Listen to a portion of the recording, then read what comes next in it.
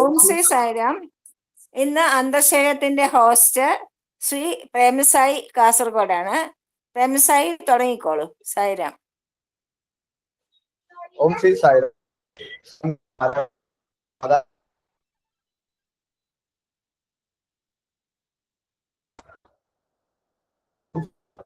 ഇന്ന് നമുക്ക് വേണ്ടി വായിക്കുന്നത് ശ്രീമതി ഹർഷയാണ്. ഭജന പാടുന്നത് ഇന്ദുലേഖയാണ്. ഹർഷ 3 ഓംകാരവും സായി ഗായത്രിയും പറഞ്ഞുകൊണ്ട് വായിച്ചോളൂ. സായിരാം.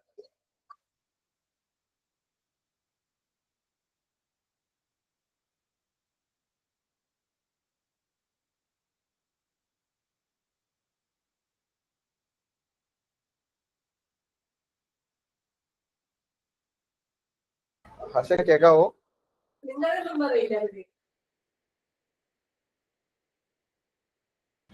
ഹർഷ സായിരാം കേൾക്കാവോ?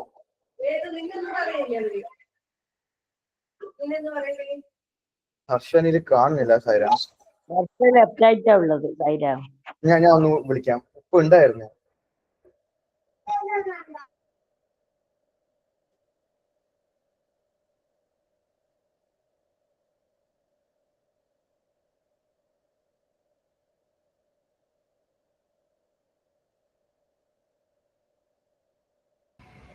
ഹർഷ സായിരാം,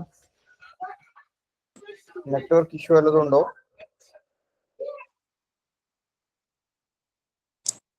ഇല്ല ഓക്കെയാണ്. അവിടെ വലിയ മഴയാണല്ലേ? അതെ ഇല്ല, ആക്ച്വലി മഴയില്ല, പക്ഷെ ലീവ് കിട്ടി കുട്ടികൾക്കൊക്കെ.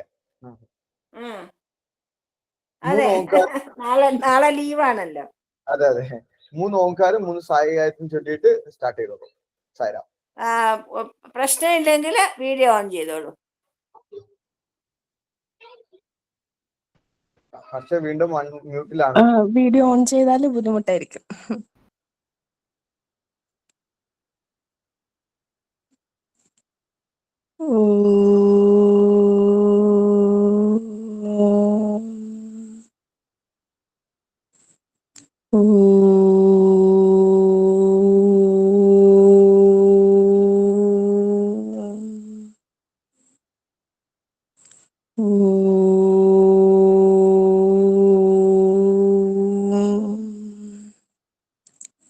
ഓം സായീശ്വരായ വിദ്മഹേ സത്യദേവായ ധീമഹി തന്നഃ സർവഃ പ്രചോദയാത്. ഓം സായീശ്വരായ വിദ്മഹേ സത്യദേവായ ധീമഹി തന്നഃ സർവഃ പ്രചോദയാത്. ഓം സായീശ്വരായ വിദ്മഹേ സത്യദേവായ ധീമഹി തന്നഃ സർവഃ പ്രചോദയാത്. ഓം ശാന്തി ശാന്തി ശാന്തി. അധ്യായം 20. പഞ്ചവടി. പഞ്ചവടിയിലെ താമസവും അവതാരോദ്ദേശത്തിനു വേണ്ടി തുടർന്നുണ്ടാകുന്ന സംഭവങ്ങളുമാണ് ഈ അധ്യായത്തിലെ പ്രതിപാദ്യം. ശ്രീരാമനും സീതയും തങ്ങളുടെ യാഥാർത്ഥ്യം അറിയുന്നുവെന്നും അവതാര ലീലയാണ് നടക്കുന്നതെന്നും അവരുടെ ചിന്തകളിൽ നിന്നും സംഭാഷണത്തിൽ നിന്നും നമുക്ക് മനസ്സിലാകുന്നു. ഈ അധ്യായത്തിൽ നമുക്ക് ലക്ഷ്മണന്റെ സമ്പൂർണ്ണ ഭക്തിയും സമ്പൂർണ്ണ സമർപ്പണവും കാണാൻ സാധിക്കുന്നു. ഇഷ്ടമുള്ള സ്ഥലത്ത് ഒരു പർണശാല നിർമ്മിക്കൂ എന്ന് പറയുന്നതുകൂടി ലക്ഷ്മണൻ അത്യന്തം വേദനാജനകമാണ്. അദ്ദേഹത്തിന് അദ്ദേഹത്തിൻ്റെതായ ഒരു ആഗ്രഹവുമില്ല. എല്ലാം രാമൻ മാത്രമാണ്, രാമനിൽ അർപ്പിതമാണ്. രാമന്റെ കൽപ്പനകളാണ് ലക്ഷ്മണന് ഏറ്റവും ആനന്ദകരമായ കാര്യം. അത് രാമൻ മനസ്സിലാക്കുന്നു. ശേഷം സീതയും രാമനും പർണശാല കെട്ടാനുള്ള ഉചിതമായ സ്ഥലം തിരഞ്ഞെടുക്കുകയും ചെയ്യുന്നു. ലക്ഷ്മണനെ പോലെ ഒരു അനുജൻ കൂടെയുണ്ടെങ്കിൽ വനം പോലും ആനന്ദകരമാകുമെന്ന് സീത രാമനോട് പറയുന്നു. താമസിയാതെ അത്യന്തം ഭംഗിയുള്ളതും സുഖവാസയോഗ്യവുമായ ഒരു പർണശാല ലക്ഷ്മണൻ നിർമ്മിക്കുന്നു. ശ്രീരാമൻ പഞ്ചവടിയിൽ താമസിക്കുന്നുവെന്ന വാർത്ത അതിവേഗം പരന്നു. സീതാരാമന്മാരെ കാണാനും സംശയ നിവർത്തി വരുത്തുവാനും തപസ്സുകളും അവരുടെ ശിഷ്യന്മാരും പർണശാലയിലേക്ക് വരാൻ തുടങ്ങി. 4 തരം ചോദ്യങ്ങളാണുള്ളത്: നിസ്സാരം, നീചം, കൊള്ളാവുന്നത്, സ്തുത്യർഹമായത്. ശ്രോതാവിനെ വാദപ്രതിവാദത്തിലേക്ക് കൊണ്ടുവന്ന് അപമാനകരമായ പരാജയം ഏൽപ്പിക്കാൻ ചോദിക്കുന്ന ചോദ്യങ്ങളാണ് നിസ്സാരം. എന്നാൽ നീചമാകട്ടെ, പ്രശ്നകർത്താവ് സ്വന്തം സാമർത്ഥ്യവും കൗശലവും തെളിയിക്കുന്നതിന് വേണ്ടി ചോദിക്കുന്ന ചോദ്യങ്ങളാണ്. ചോദ്യകർത്താവിന്റെ ബുദ്ധിപ്രഭാവവും അന്വേഷണവാസനയും വെളിപ്പെടുത്തുന്ന ചോദ്യം കൊള്ളാവുന്നവയാണ്. എന്നാൽ ചോദ്യകർത്താവിന്റെ സംശയ നിവാരണത്തിനുള്ള ആത്മാർത്ഥമായ ആഗ്രഹത്തോടുകൂടി ചോദിക്കുന്ന ചോദ്യമാണ് സ്തുത്യർഹമായത്. സന്യാസിമാരും മറ്റ് ആശ്രമനിവാസികളും രാമനോട് ചോദിച്ച ചോദ്യങ്ങൾ സ്തുത്യർഹമായ ചോദ്യങ്ങളാണ്. തപസ്സുകളെ കണ്ടപ്പോൾ രാമലക്ഷ്മണന്മാർ അത്യന്തം ആഹ്ലാദവാന്മാരായി. തപസ്വിമാരും അങ്ങനെ തന്നെയായിരുന്നു. രാമന്റെ സാമീപ്യം അവരിൽ സന്തോഷ സന്താപ സമ്മിശ്രമായ ബാഷ്പം ഉണ്ടാക്കി. രാമൻ വളരെ ലളിതമായി വേദശാസ്ത്ര തത്വങ്ങൾ ഗ്രഹിക്കാനും പ്രയോഗിക്കാനും സുഖകരമായ വിധം ആദർശങ്ങൾ വിവരിച്ചു കൊടുത്തു. കൂടാതെ ധർമ്മത്തെപ്പറ്റിയും ആധ്യാത്മിക സാധനകളെപ്പറ്റിയും പ്രഭാഷണങ്ങൾ നടത്തി. മനസ്സില്ലാ മനസ്സോടെയാണ് അവർ രാമസന്നിധിയിൽ നിന്നും തിരിച്ചു പോയത്. ചില തപസ്വികൾ രാമന്റെ പർണശാലയുടെ സമീപത്ത് തന്നെ താമസിച്ചു. ഒരു നോക്ക് ദർശനത്തിനായി അവർ ആഗ്രഹിച്ചു. അതിൽ ആഹ്ലാദം കൊണ്ടു. ഈശ്വര സാന്നിധ്യം എല്ലാവരെയും ആനന്ദത്തിലാക്കുന്നു എന്ന് നമുക്കിതിലൂടെ മനസ്സിലാക്കാം. പലപ്പോഴും രാമൻ ലക്ഷ്മണനെ അടുത്ത് വിളിച്ചു വരുത്തി തന്റെ അവതാരോദ്ദേശ്യം വിവരിച്ചു കൊടുത്തു. നന്മയും ദൈവഭക്തിയുമുള്ള സാധുക്കളെ രക്ഷിക്കുകയും ലോകത്തിന്റെ സമാധാനവും ക്ഷേമവും അപകടപ്പെടുത്തുന്ന തെറ്റും തിന്മയും നശിപ്പിക്കുകയും ധാർമ്മികമായ ജീവിത രീതിയും പ്രവർത്തനങ്ങളും അഭിവൃദ്ധിപ്പെടുത്തുകയുമാണ് തന്റെ അവതാരോദ്ദേശ്യം എന്ന് പറയുകയും ധാർമ്മികത്വത്തിന്റെ പുരോഗതിയുടെ ആദർശങ്ങളെപ്പറ്റി അദ്ദേഹത്തെ പഠിപ്പിക്കുകയും ചെയ്തു. പലപ്പോഴും മനുഷ്യ സമുദായത്തിന്റെ സമുദ്ധരണത്തിന് വേണ്ടിയുള്ള തന്റെ തത്വപ്രചാരണത്തിനൊരു ഉപകരണമായി ലക്ഷ്മണനെ ഉയർത്തിക്കൊണ്ടുവന്നു. ഒരിക്കൽ രാമൻ ലക്ഷ്മണനോട് മായയെക്കുറിച്ച് പറഞ്ഞുകൊടുത്തു. മായയ്ക്ക് 2 രൂപങ്ങളുണ്ട്, വിദ്യാമായയെന്നും അവിദ്യാമായയെന്നും.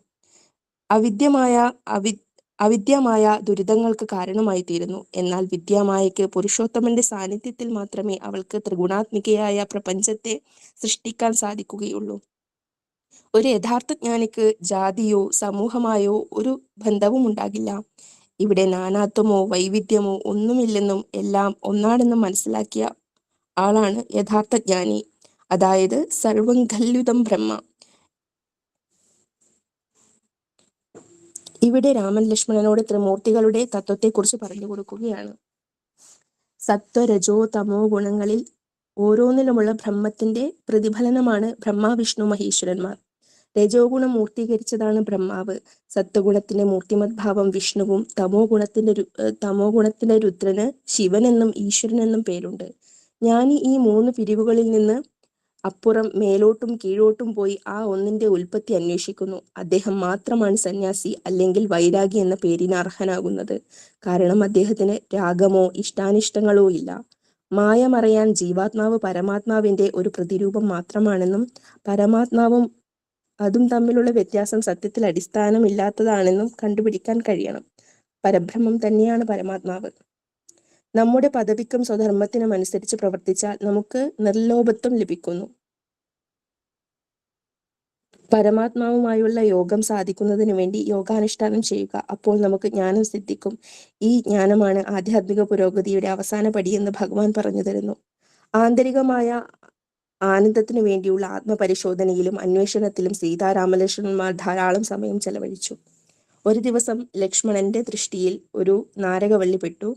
അദ്ദേഹം അത് വളരെ സൂക്ഷ്മതയോടുകൂടി ആശ്രമത്തിന്റെ അരികെ നടുകയായിരുന്നു. അപ്പോഴാണ് രാവണ സഹോദരി ശൂർപ്പണഖ ആശ്രമ പരിസരത്തെത്തുന്നതും ലക്ഷ്മണനെ കാണുന്നതും.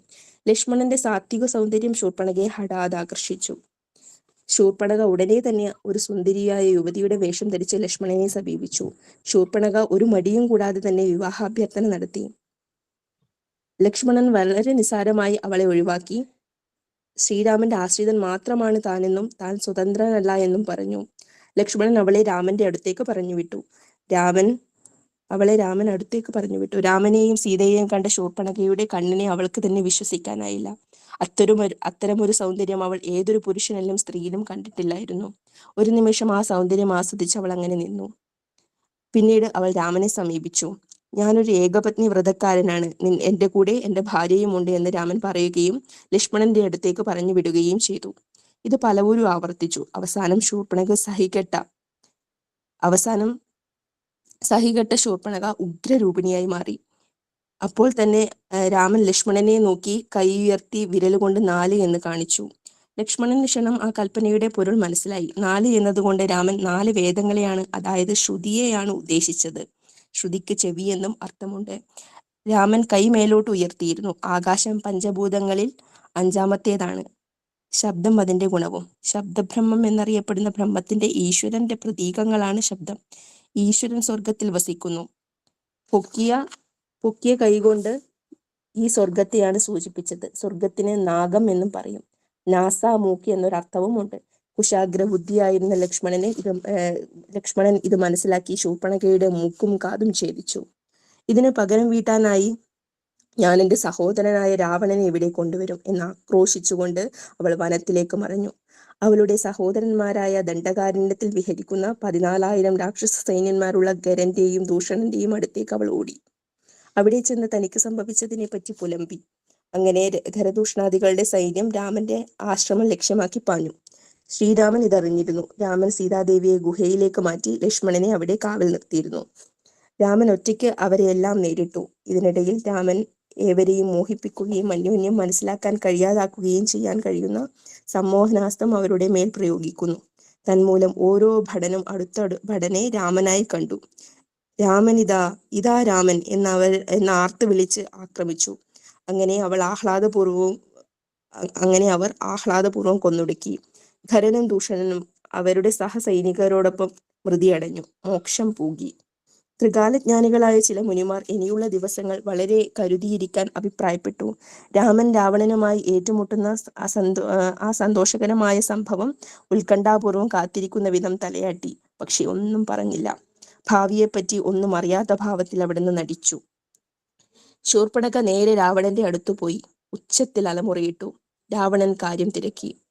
അഗ്നി, രോഗം, ശത്രു, പാമ്പ് ഇവ ചെറുതായാലും അവഗണിക്കരുതെന്ന് അവൾ പറഞ്ഞു. പഞ്ചവടിയിൽ നടക്കുന്നതിനെ കുറിച്ച് ശൂർപ്പണഖ വിവരിച്ചു. ഖരദൂഷണാദികളുടെ വിയോഗം അറിയിച്ചു. ശ്രീരാമ, സീത, ലക്ഷ്മണന്റെ അഗാധമായ സൗന്ദര്യത്തെ പറ്റിയും രാവണൻ അറിഞ്ഞു. ഇത് കേൾക്കുന്ന വിഭീഷണനിൽ ഭക്തിയും രാവണനിൽ കാമവും ക്രോധവും ഉടലെടുക്കുന്നു. തന്റെ കാമനൈരാശ്യം കൊണ്ട് രാക്ഷസകുലത്തിന്റെ തന്നെ നാശത്തിന് ശൂർപ്പണഖ കാരണമാകുന്നു. ഒരേ വാർത്ത വിഭിന്ന സ്വഭാവമുള്ളവർ മനസ്സിലാക്കുന്നത് വേറെ വേറെ രീതിയിലായിരിക്കും. ധർമ്മമാർഗം സ്വീകരിക്കുന്നവർക്ക് ഉയർച്ചയും അധർമ്മമാർഗം സ്വീകരിക്കുന്നവർക്ക് നാശവും ഉണ്ടാകുന്നു എന്ന സന്ദേശം ഇവിടെ നമുക്ക് കാണാൻ സാധിക്കും. ജയ് സായിരാം.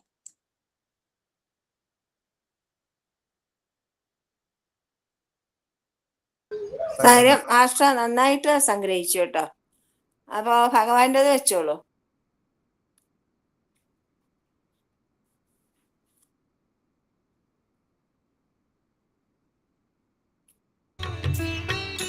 రెండవ దినము గురువు అయినటువంటి వశిష్ఠుల వారిని తీసుకొని ఈ పిల్లవానికి స్వస్తి వాచకములు బోధించేటువంటి నిమిత్తమై అనగా వాచకములు పలుకే నిమిత్తమై తీసుకుని వెళ్ళాడు. The following day, Vasishtha has taken the boy along with him to start the formal learning. లేక లేక పుట్టినటువంటి కుమారుణ్ణి స్వస్తి వాచకముల చేత ఆశీర్వదించమని ప్రార్థించాడు గురువును. Dasharatha prayed to his preceptor, seeking for his blessings to his son Rama. వశిష్ఠుల వారు వెళ్ళారు. Vasishtha went. బిడ్డను చూచాడు. He saw the boy. కానీ ఏమీ పలుకలేదు. He didn't say anything. స్తంభించిపోయాడు. He stood still. తిరిగి హెచ్చరించాడు దశరథ మహారాజు. Dasharatha again reminded of his prayer. అప్పుడు వశిష్ఠుల వారు, దశరథ, నన్ను నేనే మర్చినటువంటి ఈ స్థితి లోపల స్వస్తి వాచకములు ఏ రీతిగా నాకు జ్ఞాపకం వస్తాయి? The preceptor said, "O King Dasharatha, I have forgotten myself. How can I bless your boy?"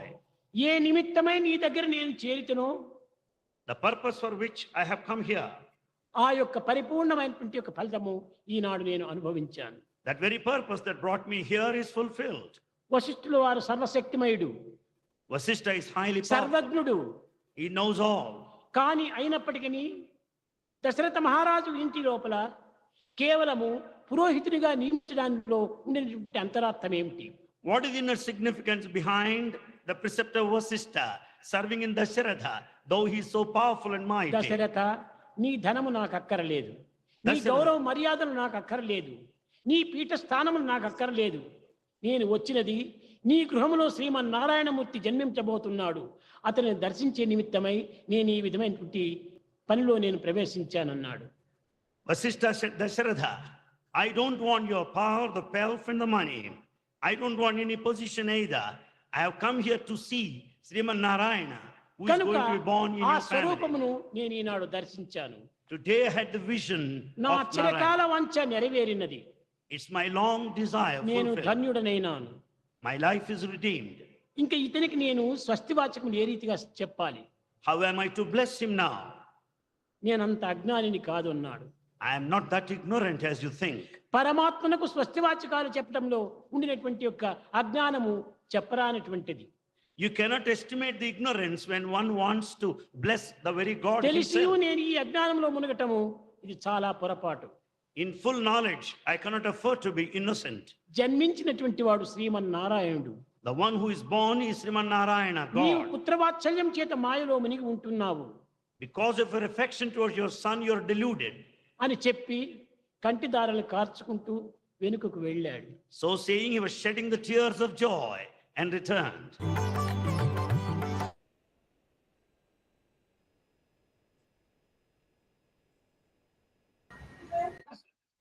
Sai Ram, Indulekha എന്ന് ഭജന പാടേണ്ടത്.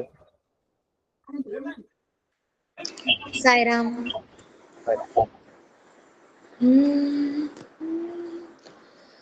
ശ്രീരാം ജയ രാം ജയ ജയ രാം ജാനകി ജീവന രാം. ശ്രീരാം ജയ രാം ജയ ജയ രാം ജാനകി ജീവന രാം. पतित पावन राम हरे जय राघव सुंदर राम. पतित पावन राम हरे जय राघव सुंदर राम. दीनोद्धरणा राम हरे जय मारुति सेवित राम. दीनोद्धरणा राम हरे जय मारुति सेवित राम. जय जय राम जय रघुराम जानकी जीवन राम. जय जय राम जय रघुराम जय जानकी जीवन राम. श्री राम जय राम जानकी जीवन राम. साईराम. ഓം ശ്രീ സായിരാം. നമുക്കിന്ന് പഞ്ചവടിയിലെ ക്വസ്റ്റ്യനിലേക്ക് കടക്കാം. പഞ്ചവടി ഏത് നദീതീരത്തായിരുന്നു? ഗോദാവരി നദീതീരം. അതെ. ഉചിതമായ സ്ഥലം കണ്ടെത്തി പർണശാല നിർമ്മിക്കാൻ രാമൻ ആവശ്യപ്പെട്ടപ്പോൾ ലക്ഷ്മണൻ ദുഃഖിതനായത് എന്തുകൊണ്ട്? രാമന്റെ സേവകനല്ലേ, അപ്പൊ സ്വന്തമായിട്ട് അഭിപ്രായമൊന്നുമില്ലല്ലോ, അപ്പൊ ഭഗവാൻ ആജ്ഞ കൊടുത്താലല്ലേ. അതെ, അതായത് ഞാനെന്ന് എന്റെ ഭാവമെന്നെല്ലാം ശ്രീരാമന് സമർപ്പിച്ചു കഴിഞ്ഞു, അതുകൊണ്ട് സ്വന്തമായ ഇച്ഛപ്രകാരം ഒന്നും ചെയ്യില്ല, രാമന്റെ ആജ്ഞ അനുസരിക്കുക മാത്രമേ ചെയ്യുള്ളൂ. ലക്ഷ്മണനെ പറ്റി സീതാരാമന്മാർ എന്ത് മനസ്സിലാക്കി? അർപ്പണ ബുദ്ധിയോട്. പറഞ്ഞോളൂ. ആ ലക്ഷ്മണന്റെ സ്വഭാവമാണ് അവർ മനസ്സിലാക്കുന്നത്. പെട്ടെന്ന് വികാര വിക്ഷുപ്തനാകുന്ന മൃദുലമായ മനസ്സും ലളിതവും സൂക്ഷ്മവുമായ ബുദ്ധിയും നിർമ്മലമായ ഭക്തിയും ആത്മാർത്ഥമായ സേവനഭാവവും ആണ് ലക്ഷ്മണനുള്ളത്. എത്ര തരം ചോദ്യങ്ങളാണ്? വിശദമാക്കുക. 4 തരം. ഏതൊക്കെയാണ്? ഓർമ്മയുണ്ടോ? നിസ്സാര, ആർക്ക് വേണമെങ്കിലും പറയാം, സത്യഭാമയ്ക്കും ശ്യാമളയ്ക്കും മാത്രമല്ല. ഇല്ല, എല്ലാരും പറയട്ടെ, അതാ ഞാൻ പറയാണ്ടിരിക്കുന്നു. അതെ, ഹർഷയ്ക്കും പറയാം, ആർക്ക് വേണമെങ്കിലും പറയാം. നിസ്സാരം, നീചം, കൊള്ളാവുന്നവ, സ്തുത്യർഹമായവ. എന്താണ് നിസ്സാരമായ ചോദ്യം? പറയാനില്ലേ, പറയാം. അതായത് ശ്രോതാവിനെ വാദപ്രതിവാദത്തിലേക്ക് വലിച്ചഴച്ച് അദ്ദേഹത്തെ അപമാനകരമായി പരാജയപ്പെടുത്തുന്നതാണ് നിസ്സാരം. നീചമായ ചോദ്യം എന്താണ്? സ്വന്തം സാമർത്ഥ്യവും കൗശലവുമായി പൊങ്ങച്ചത്തിലുള്ള അതെ, തന്റെ പൊങ്ങച്ചം കാണിക്കാൻ വേണ്ടിയുള്ള ചോദ്യാവലിക്കാണ് നീചം എന്ന് പറയുന്നത്. പിന്നെ കൊള്ളാവുന്നവയോ? കൊള്ളാവുന്നത് പിന്നെ അവരുടെ ബുദ്ധിവൈഭവവും അന്വേഷണ വാസനയുള്ള ചോദ്യങ്ങളായിരിക്കും. അതെ, വാസനയും വെളിപ്പെടുത്തുന്ന. Very good. സ്തുത്യർഹമായ ചോദ്യം ഏതാണ്? ആത്മാർത്ഥമായിട്ട് അതിന്റെ സംശയ നിവാരണങ്ങളും പ്രശംസനീയമായ ചോദ്യങ്ങൾ. Very nice. രാമൻ ലക്ഷ്മണനോട് തന്റെ അവതാര ദൗത്യം എന്താണെന്നാണ് പറഞ്ഞത്? ധർമ്മത്തെ പരിപാലിക്കാനും അധർമ്മത്തെ ഇല്ലാതാക്കാനും ഉള്ള മനുഷ്യാകാരമായിട്ട്. പിന്നെ സാധു സംരക്ഷണം, ലോക സമാധാനവും ക്ഷേമവും. താൻ അയോധ്യ വിട്ട് വനവാസത്തിന് വന്നത് എന്തിനെന്നാണ് രാമൻ പറയുന്നത്?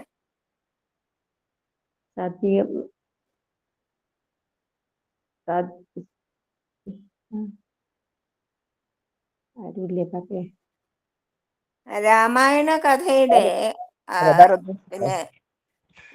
കഥയുടെ സ്ക്രിപ്റ്റ് റൈറ്ററും ഡയറക്ടറും അഭിനേതാവും ശ്രീരാമൻ തന്നെയാണ്. അപ്പോ അയോധ്യ വിട്ട് വനവാസത്തിൽ വന്നാലേ ബാക്കി അധ്യായങ്ങൾ എഴുതാൻ പറ്റുള്ളൂ.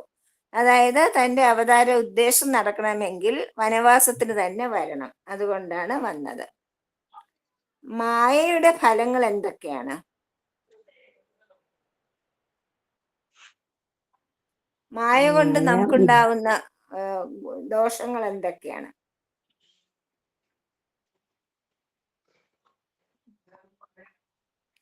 നമുക്ക് നമ്മുടെ ശരീരമാണ് നമ്മളെന്ന് വിചാരിച്ചുകൊണ്ട് ശരീരത്തോടുള്ള സ്നേഹം, ധനമോഹം, നീയ ഞാന് എന്ന മത്സര ബുദ്ധി, അഹന്ത, മമത എന്നിവയാണ് മായ കൊണ്ടുള്ള ദുഷ്ഫലങ്ങൾ. മായയുടെ 2 രൂപങ്ങൾ ഏതൊക്കെയാണ്? വിദ്യം അവിദ്യ. കറക്റ്റ്, പറഞ്ഞോളൂ. വിദ്യാമായ, അവിദ്യാമായ. വിദ്യാമായ എന്താണ്? വിദ്യാമായ അതായത് ഭഗവാന്റെ അധ്യക്ഷതയിലാണ് ഈ പ്രപഞ്ചം സൃഷ്ടിക്കപ്പെട്ടിരിക്കുന്നത്. സ്വന്തമായിട്ട് പ്രപഞ്ചത്തിനൊരു ശക്തിയില്ല. ഭഗവാന്റെ ശക്തിയാണ് ത്രിഗുണാത്മകം, ത്രിഗുണങ്ങളോട് കൂടിയുള്ള ഈ മായ കൊണ്ട് പ്രപഞ്ചത്തെ സൃഷ്ടിച്ചിരിക്കുന്നത്. അവിദ്യാമായാണ് ദുരിതങ്ങൾക്ക് കാരണമാകുന്നത്. അതായത് സുഖം, ദുഃഖം എന്നുള്ള എല്ലാ ദ്വൈതഭാവങ്ങളും നമുക്കുണ്ടാവുന്നത്, വിജയം, പരാജയം, ഇരുട്ട്, വെളിച്ചം എന്നുള്ള ദ്വന്ദ്ഭാവങ്ങളൊക്കെ നമുക്കുണ്ടാവുന്നത് മായ കൊണ്ടാണ്. ആരാണ് ജ്ഞാനി?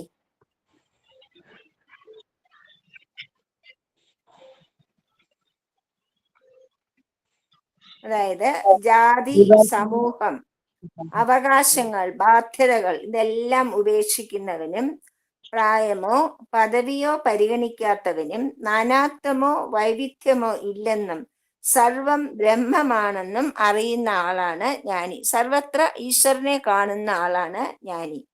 ആരാണ് ത്രിമൂർത്തികൾ? ബ്രഹ്മ, വിഷ്ണു, മഹേശ്വരൻ. അവരെന്താണ് സൂചിപ്പിക്കുന്നത്? അതെ, എന്തിനെയാണ് സൂചിപ്പിക്കുന്നത്? ബ്രഹ്മാവ് രജോ ഗുണം, വെരി ഗുഡ്. അതെ, വെരി ഗുഡ്. ത്രിഗുണങ്ങളെയാണ് അവർ പ്രതികാണിക്കുന്നത്. ബ്രഹ്മാവ് രജോ ഗുണം, കാരണം സൃഷ്ടിയിൽ ഏർപ്പെട്ടിരിക്കുന്നു. വിഷ്ണു സത്വഗുണം, കാരണം രക്ഷിക്കുന്നു. രുദ്രൻ തമോ ഗുണം, ലയനമാണ് രുദ്രന്റെ സ്വഭാവം. അതുകൊണ്ടാണ് തമോ ഗുണം എന്ന് പറയുന്നത്. എപ്പോഴാണ് ജീവാത്മാവിന് മുക്തി ലഭിക്കുക? ജീവാത്മാവും പരമാത്മാവും ഒന്നാണെന്നുള്ള അതിന്റെ പ്രതിരൂപമാണെന്ന് മനസ്സിലാക്കുന്നത്. വെരി ഗുഡ്, പറഞ്ഞോളൂ. ജീവാത്മാവ് പരമാത്മാവിന്റെ ഒരു പ്രതിരൂപാണെന്ന് മനസ്സിലാക്കുമ്പോൾ അതിന് പരബ്രഹ്മത്തിലേക്ക് എത്തിച്ചേരും. അപ്പോൾ അതെ, കറക്റ്റ്. ജ്ഞാനോദയം ഉണ്ടാകുന്നു. എന്താണ് ഭക്തി?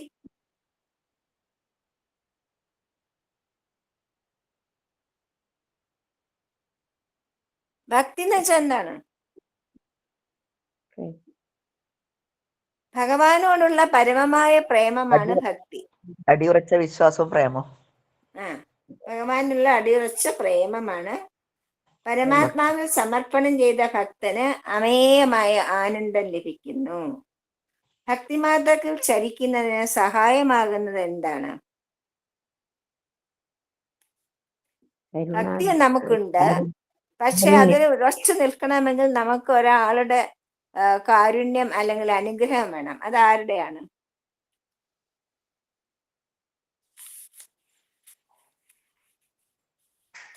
അതായത് ആത്മസാക്ഷാത്കാരം നേടിയ, വെറുതെ ഗുരു എന്ന് പറഞ്ഞ് സന്യാസ വേഷം ധരിക്കുന്ന ഗുരുക്കളല്ല. ആത്മസാക്ഷാത്കാരം നേടിയ പരമോന്നതനായ ഗുരുവിന്റെ അനുഗ്രഹം ഉണ്ടെങ്കിൽ മാത്രമേ, കാരുണ്യം ഉണ്ടെങ്കിൽ മാത്രമേ നമുക്ക് ഭക്തിമാർഗത്തിൽ ചരിക്കാൻ പറ്റുള്ളൂ. രാവണ സഹോദരിയായ ശൂർപ്പണഖ ലക്ഷ്മണനെ കണ്ടപ്പോൾ എന്തു ചെയ്തു? വിവാഹ അഭ്യർത്ഥന നടത്തി. അതെ, വിവാഹ അഭ്യർത്ഥന നടത്തുന്നതിന് മുമ്പ് സുന്ദരിയായ ഒരു സ്ത്രീ രൂപം സ്വീകരിക്കും. രാക്ഷസിയാണല്ലോ. അപ്പൊ ലക്ഷ്മണൻ എന്ത് പറഞ്ഞു? ഞാൻ രാമന്റെ ദാസനാണ്, അപ്പൊ നീ അടിമയായിട്ട് ജീവിക്കേണ്ടി വരും. അതെ, അതുകൊണ്ട് വിവാഹം കഴിക്കാൻ പറ്റില്ല. പർണശാലയിൽ ശൂർപ്പണ ആരെയാണ് കണ്ടത്? സീതാരാമൻ. എങ്ങനെയുള്ള സീതാരാമൻ? അതായത് സൗന്ദര്യം, പുരുഷ സൗന്ദര്യവും സ്ത്രീ സൗന്ദര്യവും ഉടലെടുത്തതുപോലെ ഉള്ള രാമനെയും സീതയാണ് കണ്ടത്. ശൂർപ്പണഖ തന്നെ സ്വീകരിക്കാൻ പറയുമ്പോ ശ്രീരാമൻ എന്താ പറഞ്ഞത്? ലക്ഷ്മണന്റെ അടുത്ത് പോകാൻ ഞാൻ ഏകപത്നി വ്രതനാണ്. അതെ, ഏകപത്നി വ്രതമുള്ളതുകൊണ്ട് അനിയന്റെ അടുത്തേക്ക് പോകാൻ പറ്റും. ഉഗ്ര നൈരാശ്യത്തിൽപ്പെട്ട ശൂർപ്പണഖ എന്ത് ചെയ്തു? ശൂർപ്പണഖ നല്ലോണം ദേഷ്യം പിടിച്ച് രാക്ഷസന്മാരോടും എല്ലാരോടും പോയി പറഞ്ഞു. അല്ല, അതിനു മുമ്പ് നൈരാശ്യ ലക്ഷ്മണന്റെ അടുത്തേക്കും രാമന്റെ അടുത്തേക്കും അങ്ങോട്ടും ഇങ്ങോട്ടും ഓട്ടിക്കുകയല്ലേ. അപ്പൊ അതിൽ നിരാശ വന്നിട്ട് കാര്യം നടക്കില്ല എന്ന് മനസ്സിലായപ്പോ തന്റെ സ്വരൂപം എടുക്കും, രാക്ഷസ രൂപം തന്നെ കാണിക്കുകയാണ്. എന്നിട്ട് സീതയാണ് ഇതിന് വിഘാതം എന്ന് പറഞ്ഞ് സീതയെ ആക്രമിക്കാനായിട്ട് പോകുന്നു. അപ്പോഴാണ് പിന്നെ ശ്രീരാമൻ അടയാളം കാണിക്കുന്നത്. എന്തടയാളമാണ് ശ്രീരാമൻ കാണിച്ചത്? കൈ മേലോട്ട് 4 വിരലുകളും കൈ മുകളിലേക്ക് ഉയർത്തി. അതിന്റെ അർത്ഥം എന്താണ്? 4 വേദങ്ങള്. 4 വേദങ്ങൾ ശ്രുതിക്ക് മീനിങ് ചെവി. ശ്രുതിക്ക് വേറൊരു അർത്ഥമുണ്ട്, ചെവി. പിന്നെ കൈ മേലേക്ക് ഉയർത്തി എന്തിനാണ്? പഞ്ചഭൂതങ്ങൾ, ആകാശം, സ്വർഗം. അതെ, അതെ. അപ്പൊ സ്വർഗത്തിന് വേറൊരു പേരെന്താണ്? നാഗം. നാഗായാണ്, നാഗം അല്ല, നാഗം. നാഗത്തിന് മൂക്കെന്നൊരർത്ഥം കൂടെ ഉണ്ട്. അപ്പോ ലക്ഷ്മണൻ എന്ത് മനസ്സിലായി? അതും മുറിക്കണമെന്ന് മനസ്സിലായി. ശൂർപ്പണഖ ഇതിന് പകരം വീട്ടാൻ എന്താണ് ചെയ്തത്? ഓടിപ്പോയി ദൂഷണന്മാര് എന്നുള്ള ബ്രദേഴ്സിന്റെ അടുത്തേക്ക് പോകും. ശൂർപ്പണഖ ഒരു ദുശകുനമായിരുന്നു. നമ്മളൊരു നല്ല കാര്യത്തിന് പുറപ്പെടുമ്പം ഒരിക്കലും ദുശകുനങ്ങളെ നമ്മൾ മാനിക്കണം. അതുപോലെ രാഹുകാലം, ഭഗവാൻ എപ്പോഴും പറയും രാഹുകാലത്ത് ഒരു കാര്യം നമ്മൾ തുടങ്ങരുത്. സ്വാമി തന്നെ പറയാറുണ്ട്. സ്വാമി എല്ലാ ജ്യോതിഷമൊന്നും ഇങ്ങനെ ഫോളോ ചെയ്യാൻ പറയില്ലെങ്കിലും ഈ വക കാര്യങ്ങളിൽ ഭഗവാൻ ശ്രദ്ധിക്കാൻ പറയാറുണ്ട്. അതിലൊന്നാണ് ദുശകുനം, പിന്നെ ഒന്നാണ് രാഹുകാലം. അപ്പോ എന്തായിരുന്നു ശൂർപ്പണഖയുടെ ദുശകുനമാവാൻ കാരണം? ചോരയൊലിക്കുന്ന മുഖം, ആ പിന്നെ വൈധവ്യം, ആ പിന്നെ അംഗവൈകല്യം. Very good. അതെ, അങ്ങനെ ഒരു വൈരൂപ്യം ദുശകുനമാണ്. ദൈവികവും ധാർമ്മികവുമായ ശക്തികൾക്കെതിരെ പൊതിരുവാൻ രാഷ്ട്രകന്മാർക്ക് കഴിയാത്തത് എന്തുകൊണ്ട്? അവർക്ക് പിന്നെ ലക്ഷണം നോക്കിയിട്ട് കറക്റ്റ് പറഞ്ഞോളൂ. ഓടിക്കുള്ള ലക്ഷണം നോക്കിക്കഴിഞ്ഞാൽ തിരിച്ചറിവുണ്ടാവില്ല അവർക്ക്, നല്ലതോ മോശമോ അവരെ ഡിപ്പെൻഡ് ചെയ്യുന്നത്, അവരെ ആശ്രയിക്കുന്നത് അവരുടെ കായബലം, അവരുടെ ശരീരബലവും അവരുടെ ആയുധബലവും അവരുടെ പരുഷമായ ദുഷ്ടതയുള്ള സമരതന്ത്രങ്ങളുമാണ് അവരെ ആശ്രയിക്കുന്നത്. അല്ലാതെ ഈശ്വരീയമായ അനുകൂലവും പ്രതികൂലവുമായ സ്വഭാവത്തെ കുറിച്ചൊന്നും അവർക്ക് അറിയില്ല. അതൊന്നും അവര് അനുധാവനം ചെയ്യുന്നില്ല. രാക്ഷസന്മാരുടെ സമീപനം മനസ്സിലാക്കിയ രാമൻ എന്ത് ചെയ്തു? സീതയെ വർണ്ണശാലയിൽ ഗുഹയിൽ ഒളിപ്പിച്ച് കറക്റ്റ് പറഞ്ഞോളൂ. സീതയെ ഒരു ഗുഹയിലാക്കിയിട്ട് കാവലിന് ലക്ഷ്മണനോട് പറഞ്ഞു. ഖരദൂഷണന്മാരുടെ അനിതനായ തൃശ്ശിരസിന്റെ പടയുടെ നേരെ രാമൻ എന്ത് അസ്ത്രമാണ് അയച്ചത്? അതെങ്ങനെയാണ് പ്രവർത്തിക്കുന്നത്? കോദണ്ഡാസ്ത്രല്ലേ, അല്ല സമോഹന? സമോഹനാസ്ത്രം. അത് എല്ലാരെയും കാണുമ്പോൾ രാമനാന്ന് തോന്നുന്ന രീതിയിൽ മോഹിപ്പിക്കുന്ന അത് മോഹിപ്പിക്കുന്നതാണ് സമ്മോഹനം, മോഹിപ്പിക്കുന്ന അസ്ത്രമാണ്. അപ്പൊ അവരെന്ത് വിചാരിച്ചു? അടുത്ത് നിൽക്കുന്ന ആള് രാമനാണെന്ന് അവർക്ക് തോന്നും. അപ്പൊ രാമനോടാണ് യുദ്ധം ചെയ്യുന്നതെന്ന് വാസ്തവത്തില് അവര് പരസ്പരം യുദ്ധം ചെയ്ത് കൊല്ലുകയാണ് ചെയ്തത്. സമ്മോഹനാസ്ത്രം മാത്രമേ ഭഗവാൻ പ്രയോഗിച്ചുള്ളൂ. അവര് പരസ്പരം കൊല്ലുകയാണ് ഉണ്ടായത്. പക്ഷേ യുദ്ധത്തിന്റെ പരിണിത ഫലം എന്തായിരുന്നു? എല്ലാവർക്കും മുക്തി കിട്ടി. ഖരദൂഷണന്മാർ ഉൾപ്പെടെ 14,000 രാക്ഷസന്മാരും മരിച്ചു വീണു. പക്ഷെ അവര് മരിച്ചപ്പോ രാമ രാമ എന്ന് പറഞ്ഞുകൊണ്ടാണ് മരിച്ചത്. അതുകൊണ്ട് തന്നെ മരണസമയത്ത് ഭഗവാൻ നാമം ജപിക്കുന്നവർക്ക് മുക്തിയാണ്. അതുകൊണ്ട് അവർക്ക് മുക്തി ലഭിച്ചു. തപസ്വികൾ എന്താണ് പ്രവചിച്ചത്?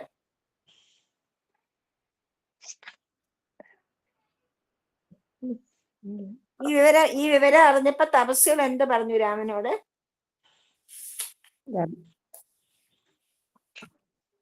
ഇനിയിപ്പൊ സഹോദരനായ രാവണന്റെ വരവുണ്ടാവും. കാരണം ശൂർപ്പണ പരാതി പറയും, രാവണൻ വരും എന്ന് പറഞ്ഞു. ശൂർപ്പണ രാവണൻ എന്ത് ഉപദേശമാണ് നൽകിയത്? സുന്ദരിയായൊരു അല്ല, അത് മാത്രമല്ല, സുന്ദരിയായൊരു, ഞാൻ ഇതുവരെ കണ്ടതിൽ ഏറ്റവും സുന്ദരിയായ ഒരു സ്ത്രീ വനത്തിൽ ഉണ്ട്. അവളെ അത് സീതയെ പറ്റിയും രാമകൃഷ്ണനെ പറ്റി പറഞ്ഞതാണ്. പക്ഷെ ഉപദേശം കൊടുത്തത് അഗ്നി, രോഗം, ശത്രു, പാമ്പ്, ഇത് എത്ര നിസ്സാരമാണെങ്കിലും അവയെ അവഗണിക്കരുത്. അത് വളർന്നു വലുതായ വലിയ അത്യാപത്തുണ്ടാകും എന്ന് പറയുന്നു. ശൂർപ്പണഖയുടെ സ്വഭാവം കൊണ്ട് രാക്ഷസ കുലത്തിന് എന്താണ് സംഭവിച്ചത്?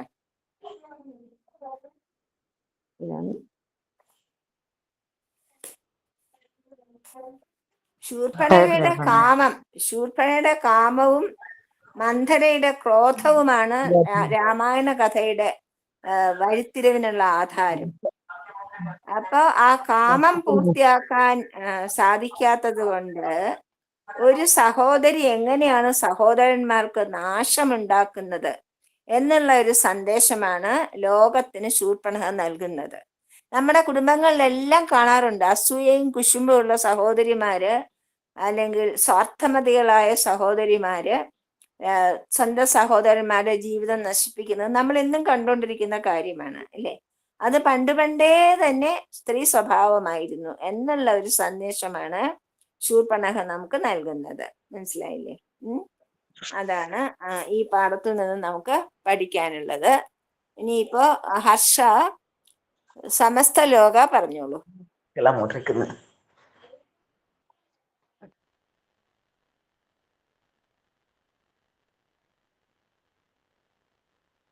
സമസ്തലോകാ സുഖിനോ ഭവന്തു, സമസ്തലോകാ സുഖിനോ ഭവന്തു, സമസ്തലോകാ സുഖിനോ ഭവന്തു.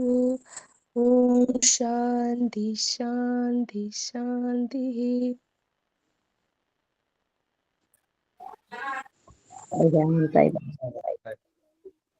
സൈറാം സൈറാം. സൈറാം. സൈറാം. സായിരാം. സൈറാം.